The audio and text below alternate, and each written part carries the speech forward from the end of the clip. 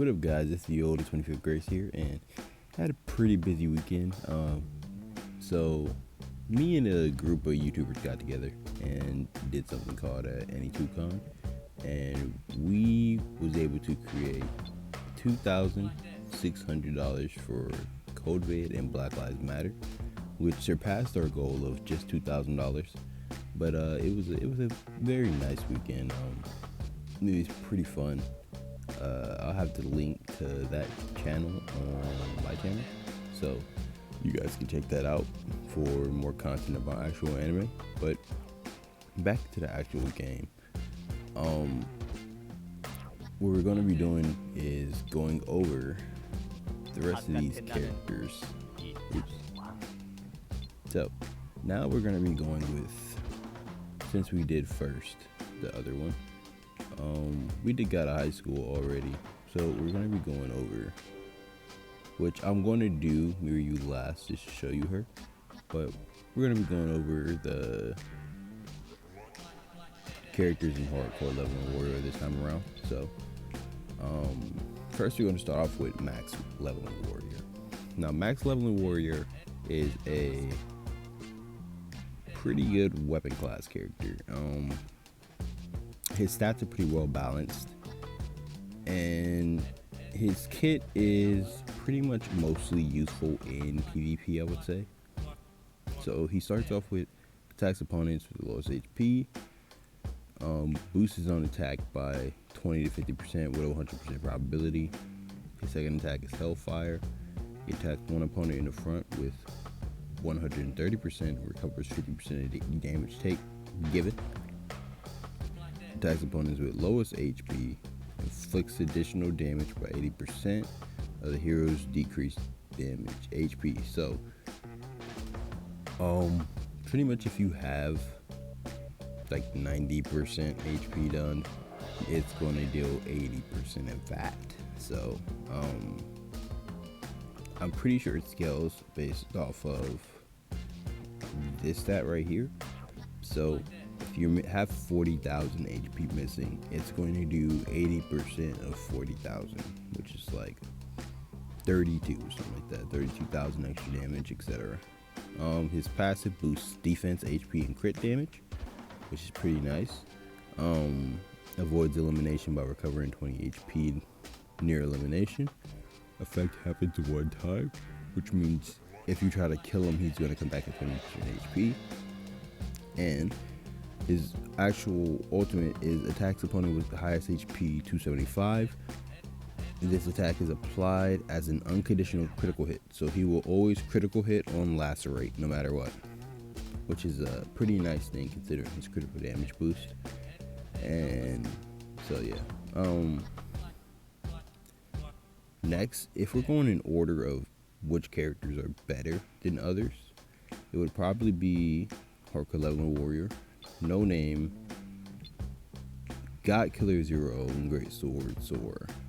So I actually have No Name on my account right now, and she does damage, decreases defense by 80% probability, attacks all enemies with 100%, boosts allies critical damage, attacks all enemies with 160, which is pretty high for this is a high for all attacker. Usually they're around 140, but 160 removes one debuff and makes him immune to debuffs for 2 turns. Removes one debuff, make him immune to debuffs 2 turns. Critical rate boost, attack boost, crit damage boost, HP boost. Recovers 1 mana with 100% probability of attacking with a 3 chain. Recovers 2 mana on point of elimination. So God Killer Zero, which is a extremely good character. Attacks opponents in front with 100%. Makes opponent cannot receive buff by 30% probability. Attacks all opponents with 100. Opponents have weakened status, deal an extra 50, and silences them. Attacks all opponents with 140. Puts opponent with lowest HP under confusion. and confusion makes them pretty much attack their own team. So 15% boost, 20% boost HP, 10% crit rate, and 15% debuff accuracy boost, which is nice for applying debuffs. Accumulate many number of nightmare seals and debuffs generated by hero up to 10. HP doesn't fall below 1 when hit by an attack that leads to elimination. Hero becomes nightmare character, generates confusion to one random character for 2 turns. Attack is boosted by 10%. So actually when she's about to die, she goes back to full health and turns into a nightmare version of herself to deal damage, which does more damage. So yeah. Great Sword Sora. Taster skill. Attacks one opponent by 115. Does an additional attack 2 times 10%. Remove opponent buff, 50% probability. Or 2. Attacks person the highest attack by 200 if critical is made. Recovers 15% of damage. Inflicts additional damage by 50% of the recovery, and stuns opponent with probability 60%. Now, just like the original Sora, which I'm gonna get to, she is a crit monster. Like, critting is what you want to do with her. Attacks all opponents by 115, slashes opponent randomly. Afflicts. Wait, yeah. Oh man. Attacks all opponents by 115, slashes opponents to randomly inflict damage. One opponent with 30% attack and recover HP by same amount. Slash will be tried 5 times in total.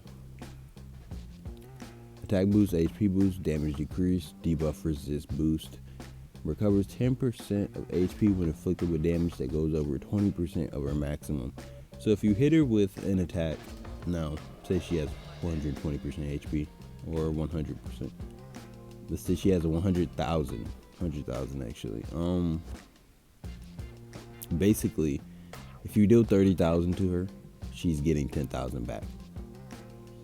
Anything over that 20,000 will give up 20 and above will give her 10,000 back. Pretty much that's how that works. Makes her immune to the next attack, and her attack is boosted.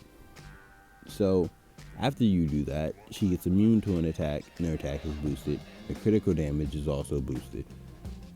So yeah, she is a monster. In 1v1s, like when you end up fighting against her with a lot of characters, if you're down to your last one character, unless you have another or better single damage dealer, you're basically screwed fighting against her. So, and that's kind of like, it's kind of how it is on this horror. Which I can't wait for Great Sora to get an actual boost like this, like an actual special. But Great Sora is a bit like that. She recovers HP. She doesn't need the crit though. She does boost her own crit rate on her second, and she does a pretty good amount of damage. And then she all attacks and recovers HP based off of it. And then as her HP falls below, she boosts her crit damage and attack again, and she recovers on her ult. So we're gonna go to light, in which he attacks the back row, attacks opponent in the back row, and inflicts an additional damage to the person who has a higher attack, which is actually makes sense because people in the back tend to be the squishier characters, and they tend to be your damage dealers. Attacks all opponents with 130, decreases all of their attack by 30%. If hero's HP is over 50, heals all allies by 30% of maximum HP. If hero's HP is below 50, it decreases their attack if it's over 50. It heals their HP if he's under 50. So, HP boost critical. Immunity to weakening allies for 3 turns. If HP falls below, recovers 20%. So it's funny. So he gets HP back on his third for a team if he's below 50, and he automatically gives 20 if it's below 50. Attacks opponent in the front row, boosts heroes on attack and crit.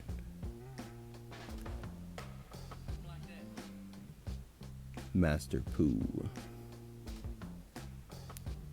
Now for Master Pooh, she deals damage on her first, and then she deals additional damage if opponent is debuffed with a weakening. Now, her second, she attacks two opponents, puts them under unrecoverable status, which makes them unable to heal, basically. 3, she attacks all opponents, inflicts additional damage, 15% of HP, and decreases crit rate by 30% and speed by 50 for 2 turns. Her passive is a boost to attack HP and damage deflection. She resurrects the ally that was eliminated for the first 3 turns, boosts their attack and crit damage, decreases damage taken and mana by 2, activated once.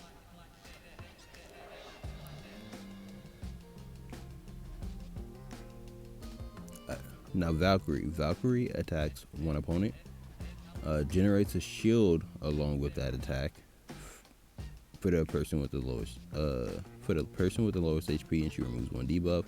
Her 2 recovers HP on her and a hero with the lowest HP. Isolates hero, makes them immune to damage. Absorbs 50% of allies' incoming damage for 1 turn. While being isolated, all skills are invalid. Now, her 3 attacks all opponents and inflicts extra damage equal to 120%, equal to 20% of max HP. Extends debuffs for 2 turns. So if someone has a defense break and she attacks with her third, she makes that defense break an extra 2 turns, or with it goes for whatever buff it is. That includes burn itself too. So say Kun has 4 burns on them for like 1 turn left or so, or one's for 1 turn, one's for 2. She's going to increase both of those by 2. She recovers HP of the allies with the lowest HP by 10% when hit. 1 ally with the lowest HP becomes invincible, and the hero is eliminated.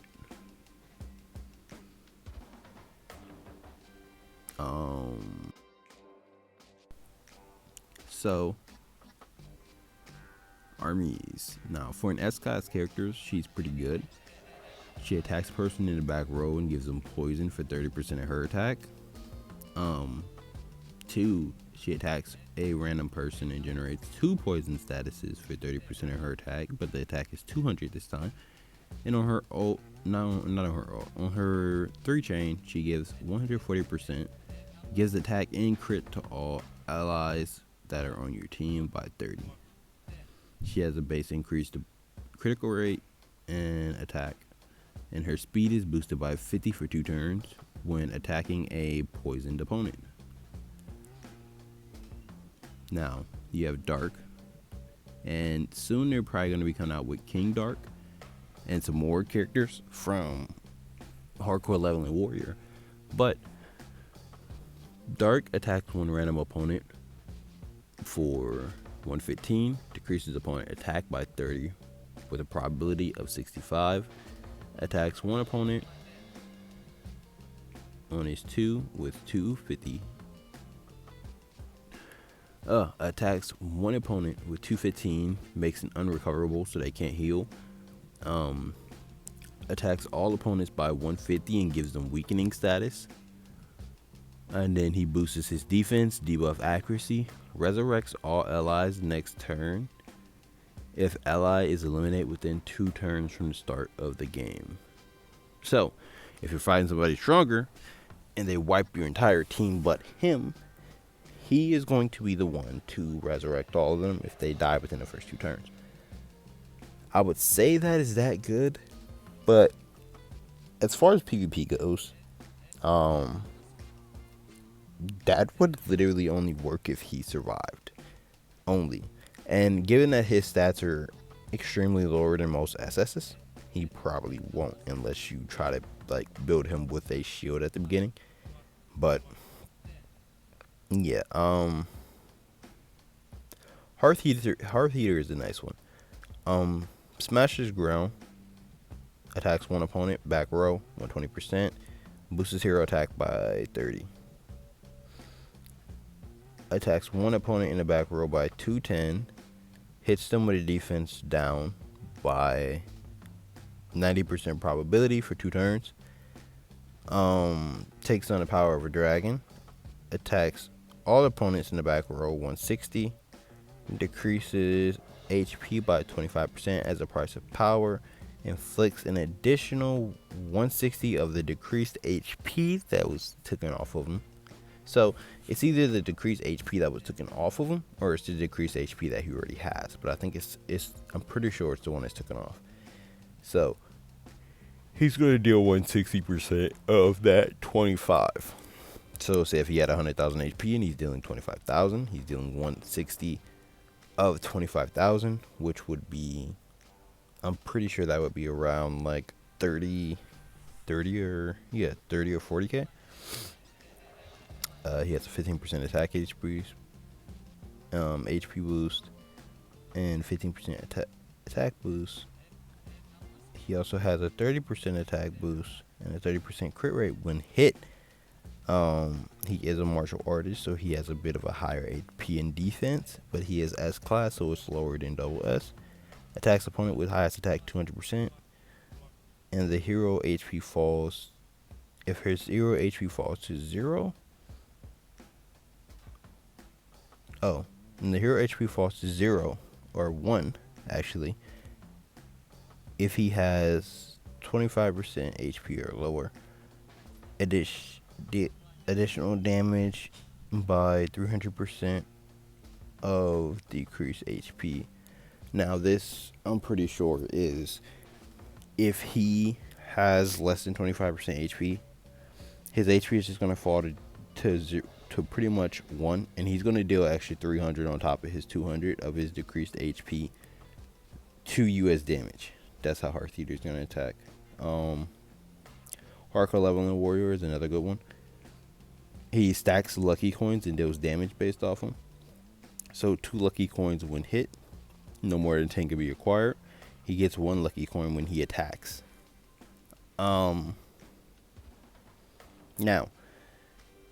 his first attack is dealing 120, and it acquires 1 lucky coin, which means each lucky coin gives a certain amount. I'm pretty sure. Where is it at? I'm pretty sure it's stated where the lucky coin gives.